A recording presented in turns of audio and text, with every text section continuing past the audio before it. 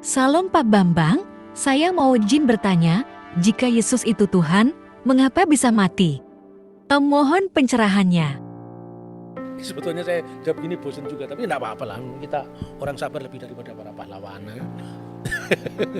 Kata Tuhan tadi kan sudah dikatakan, itu kan fungsional. Seperti kata Lord. Ya, tapi kalau Lord of Lord itu God. Lord itu Charles misalnya. Kalau Charles mati, yang mati itu apa Lordnya apa Charlesnya? Ya Charlesnya. Lord tidak bisa mati kan, Lord itu jabatan. Semisal misalnya Presiden Soekarno wafat. Yang wafat kan fisik Soekarnonya. Presiden kan itu jabatan, mana bisa jabatan wafat. Makanya dia yang dibunuh dalam keadaannya sebagai manusia. Bukan Tuhan itu dibunuh. Tuhan tidak bisa mati. Kalau di dalam kidung-kidung gereja ortodok ya, gereja timur itu ada ungkapan misalnya Kudusullah, Kudusul Qawi, Kudusul Lati la yamut irhamna. Kuduslah engkau ya Allah, kuduslah engkau yang maha kuasa. Kudusu ayyuhal qawi, Kudusul Lati la yamut irhamna. Kuduslah engkau yang tak berkematian. Ya, kasihanilah kami. Tapi ada rumusan yang berasal dari gereja-gereja non-Kalsedonian yang berbunyi ya, Kudusulillah kudusulil qawi kudus, Kudusulillahi la yamut irhamna, Kudusun Kudusun yaman sulibta anirhamna. Kuduslah engkau ya Allah, kuduslah engkau yang maha kuasa, kuduslah engkau yang tak berkematian, yang disalibkan bagi kami, kasihanilah kami. Jadi Yesus itu tidak bisa mati sebagai firman Allah, tetapi disalibkan bagi kami dalam kemanusiaannya. Itu ayatnya clear sekali loh. Dan dalam keadaannya sebagai manusia dia telah taat, bahkan taat sampai mati, bahkan mati di kayu salib. Yang mati di kayu salib itu dalam keadaannya sebagai manusia. Diulang lagi, ini kita Filipi ya, Filipi pasal 2. Diulang lagi misalnya dalam 1 Petrus pasal 3 ayatnya 18. Dia yang dibunuh dalam keadaannya sebagai manusia. Jadi jangan GR, Tuhannya orang Kristen mati. Itu kan bukan seperti itulah. Maka beragama itu yang beradab lah. Menilai orang lain itu dalam presuposisi agama yang bersangkutan. Kalau agamanya pengkritik ini dikritik kan ya marah, ya. Maka janganlah suka membuat kesalahpahaman, memelihara kesalahpahaman, memelihara paham yang salah meskipun sudah dijelaskan.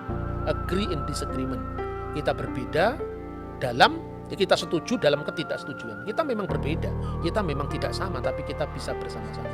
Bahwa dalam setiap agama itu punya misi, punya dakwah yang tidak usah dipersoalkan. Kalau di Kristen misalnya Rasul Paulus pernah mengatakan, celakalah saya kalau saya tidak memberitakan Injil. Celakalah aku apabila aku tidak memberitakan Injil. Kemudian apa artinya? Wah, Kristen itu hati-hati. Itu agama yang suka mempengaruhi orang lain. Setiap agama kan mempengaruhi orang lain. Lihat dulu Nusantara ini Hindu-Buddha dengan kejayaannya Majapahit itu. Kemudian karena dakwahnya para wali, kemudian menjadi Islam. Ya sekarang kalau misalnya ada orang Islam menjadi Kristen, ya biarkan saja lah. Itu kan hak asasi manusia. Tidak perlu harus ada gerakan anti pemurtatan. Murtad dan tidak murtad tergantung dari pihak mana kita melihat kan. Marilah kita berspiritualitas yang berbhinneka tunggal ika, berbeda-beda tetapi satu. Tidak usah usil dengan orang lain, apalagi itu orang yang agamanya sungguh berbeda dengan dia, tidak bisa dipahami menurut dia. Itu saya kira ya, semoga ini bisa mencerahkan. Pak, ini yang terakhir Pak, ayat-ayat mana yang membuktikan atau menyebutkan bahwa Yesus itu adalah Tuhan? Ya tentu banyak sekali ya. Misalnya Kisah Rasul pasal 2 ayat 36. Karena Allah telah menjadikan Yesus yang kamu salibkan sebagai Tuhan dan Kristus. Tapi sekali lagi, ini kata Tuhan ini maknanya Lord loh. Nah, Adonai, tetap pemilik, pemelihara ya, fungsional. Kalau itu perlu ditambahkan, jangan hanya mengatakan pertanyaan Yesus di mana disebut Tuhan. Tapi di mana Yesus disebut Allah.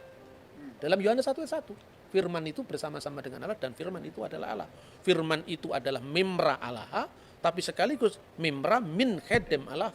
Firman yang itu adalah bersama-sama dengan Allah, min khedem Allah, sekaligus firman itu adalah Allah sendiri. Ya, terus terakhir barangkali ya, orang mengatakan, di mana Yesus pernah mengatakan, ya akulah Allah, sembahlah aku. Ya, tidak ada ungkapan seperti itu. Tapi apakah berarti kalau misalnya Jokowi tidak pernah, saya presiden Indonesia, hormatlah kepada saya, enggak perlu. Orang sudah tahu kalau dia Jokowi, presiden, ya tahu. Tuh, kalau dalam konteks kitab suci, pertanyaan itu bisa dibalik. Di mana di dalam ayat Alkitab pernah dikatakan, aku, kata Yesus, bukan Allah. Jangan sembah aku. Tidak ada. Apa berarti mereka mau mengaku? Kalau gitu Yesus Allah kan tidak seperti itu. Wong dia Islam kan tidak mungkin mengaku Yesus adalah Allah. Kita Kristen tidak mungkin mengakui Quran itu adalah firman Allah atau Muhammad adalah Rasulullah atau Nabi Allah. Setiap agama itu kafir terhadap agama lain. Tidak usah kita menstigmakan orang lain kafir, orang lain yang berbeda harus kita musuhi, tidak perlu. Karena apa? Kita ini sama-sama kafir sekaligus sama-sama beriman. Kita beriman kepada yang kita imani toh. Kita beriman pada Yesus. Tapi bagi orang Muslim kan nggak beriman pada Yesus, berarti kafir terhadap Yesus. Kan gitu kan? Kita percaya kepada Alkitab. Yang lain nggak percaya kepada Alkitab. Kamu kafir terhadap Alkitab, tapi kamu beriman pada Vedamu. Kamu beriman pada Tipitakamu, kan gitu kan? Jadi itulah etika kita dalam berbangsa dan bernegara. Tidak boleh kita memaksakan ruang privat kita ke ruang publik, kemudian orang lain harus sama dengan kita dan diukur dari kita. Tidak bisa itu.